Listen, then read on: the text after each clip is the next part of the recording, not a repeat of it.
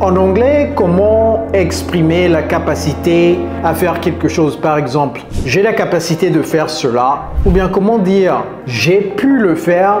Ou encore comment dire je réussirai à le faire ou j'ai réussi à le faire? Tant de questions, n'est-ce pas? Et c'est la raison pour laquelle j'ai décidé de faire cette leçon très rapide pour vous expliquer la différence entre can, be able to et manage to. Vous allez apprendre énormément et prochainement, vous pouvez utiliser ces trois mousquetaires très facilement. Alors, à vos carnets de notes, ready, let's go. Hello everybody, it's Coach Joe, your English coach. So without further ado, let's get started with can. All right, it is the easiest one to understand. All right, so when do we use can? We use can to express capability or possibility to perform an action, okay? Faire une action, c'est to perform.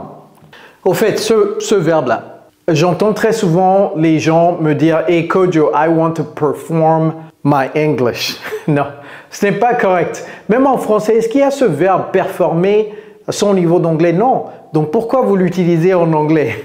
Ne dites pas « to perform my English », dites « to improve my English. Hey coach, I want to improve my English. All right? So if you want to improve your English, no problem. Si vous voulez améliorer votre niveau d'anglais, vous avez suivi mes vidéos, mais votre anglais prend toujours du temps à s'envoler. Ne vous inquiétez pas, nous allons vous prendre la main et nous allons vous mettre dans notre programme d'immersion anglaise sur mesure pour les francophones comme vous. Nous avons déjà aidé des milliers de francophones littéralement dans plus de 50 pays du monde à maîtriser cette langue. Ok, donc si vous êtes intéressé, dans la barre de description de cette vidéo, il y a un lien. Cliquez sur le lien, remplissez les informations et moi-même, je vais vous contacter pour vous en dire plus. Ok? Alright, so one example sentence is I can lift this box. It's not heavy. Ok? Donc j'ai la capacité de soulever cette boîte. Parce que c'est pas lourd, ok? Vous voyez, donc la capacité de faire quelque chose, utilisez can. I can lift this box, it's not heavy. I can, ok? Obama qui disait yes we can. Yes we can. Yes we can. On a la capacité de le faire, ok? Yes we can. Alright? So, avoir la capacité de faire quelque chose, exprimer ça avec can. Peut-être un autre exemple très rapide. Can you, donc vous pouvez poser la question également, can you speak English? Can you speak English? As-tu la capacité de parler l'anglais? Peux-tu parler l'anglais? Ok? Can you speak English? Oui, donc can plus le pronom. Ne dites pas do you can, ok? Ou ne dites pas you can speak English. Bon, je sais qu'en anglais informel, on peut commencer une question avec le pronom, mais prenez l'habitude de toujours commencer les questions avec l'auxiliaire. Et ça, c'est un auxiliaire modal. Okay? Can you speak English? All right, very good. Now, let's talk about to be able to. When do we use to be able to? Well, we use to be able to indicate the ability that you have, the means to accomplish something.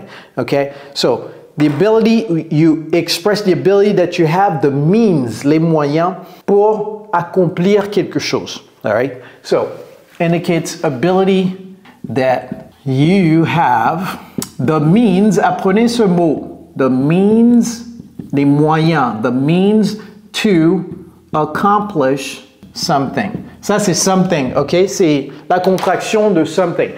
You have the means to accomplish something. All right, so let's pick a simple example. He was able to finish the project on time. All right, he was able to finish the project on time. En anglais, on va dire il a pu terminer le projet à l'heure ou bien à temps. Ok, il a pu terminer. Il a pu terminer. He was able to. Vous voyez que j'ai pas mis D à la fin de able. Ce n'est pas he was abled to. Ok, he was able to. Il a pu faire quelque chose. Okay? Were you able, as-tu pu faire cela? Were you able to speak to your boss about your salary or about your raise? Were you able to speak to your boss? Vous voyez? Donc, est-ce que tu as pu parler à ton boss de l'augmentation de ton salaire? Were you able to? Start using this.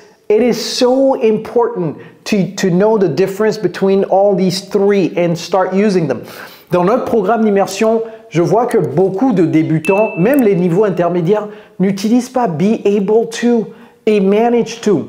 Pourtant, c'est très important. Et si vous commencez à les utiliser, vous allez voir que ça va donner plus de saveur à votre anglais. All right? Very, very important. I know that you hear them all the time, but you always ask yourself, when do we use these things? Vous les entendez tout le temps, n'est-ce pas? Mais surtout maintenant, là, qu'on a appris cette leçon, qu'on va terminer cette leçon, vous allez commencer à les entendre plus parce que maintenant vos oreilles sont ouvertes et vos yeux sont également ouverts. All right. The last one, manage to. When do we use manage to? We use manage to indicate successful accomplishment of a task despite obstacles. Je vais expliquer ça. Successful accomplishment of a task despite. Et cette dernière chose est très importante, despite obstacles. Qui c'est la signification de despite? Malgré, ok? Malgré les obstacles. Donc ici, c'est réussir à faire quelque chose malgré des difficultés ou malgré des obstacles, ok? Un exemple, par exemple, Yakuba a réussi à économiser suffisamment d'argent pour acheter une voiture. Comment dire ça avec manage to? Well, Yakuba managed to save enough money to buy a car. Félicitations Yakuba. Yakuba managed, vous voyez comment je prononce ça? J'ai dit managed, j'ai pas dit managed, ok?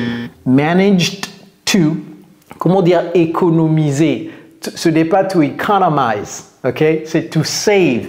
Yakuba managed to save enough, assez d'argent, ok? Ou bien suffisamment d'argent, enough money to buy a car. Avant que je ne revienne sur ça, je viens de penser à quelque chose. Je sais qu'il y a beaucoup de gens qui dépensent de l'argent qu'ils n'ont pas pour acheter quelque chose dont ils n'ont pas besoin, pour soi-disant influencer des gens qu'ils ne connaissent pas. Ah, la société d'aujourd'hui. Et finalement, vous vous retrouvez sans économie pour faire les choses les plus importantes de votre vie. Donc, félicitations Yakuba. Ce que je viens de dire, je vais le dire en anglais. There are people who spend money they don't have to buy things they don't need to impress people they don't know. Je vais écrire ça d'ailleurs. There are people who spend money they don't have, ne soyez pas ces gens-là, to buy things they don't need, dont ils n'ont pas besoin, to impress people, pour impressionner des gens qu'ils ne connaissent pas. They don't know. Oh my God. Don't do this. Do not do this, okay? Do as Yakuba. Save your money. Buy something you need and not because you want to impress people. Yakuba managed to. Elle a réussi. Donc, malgré les obstacles, peut-être qu'elle est, comment dire, single mother. Une mère seule, c'est ça? Single mother. Comment dit-on single mother?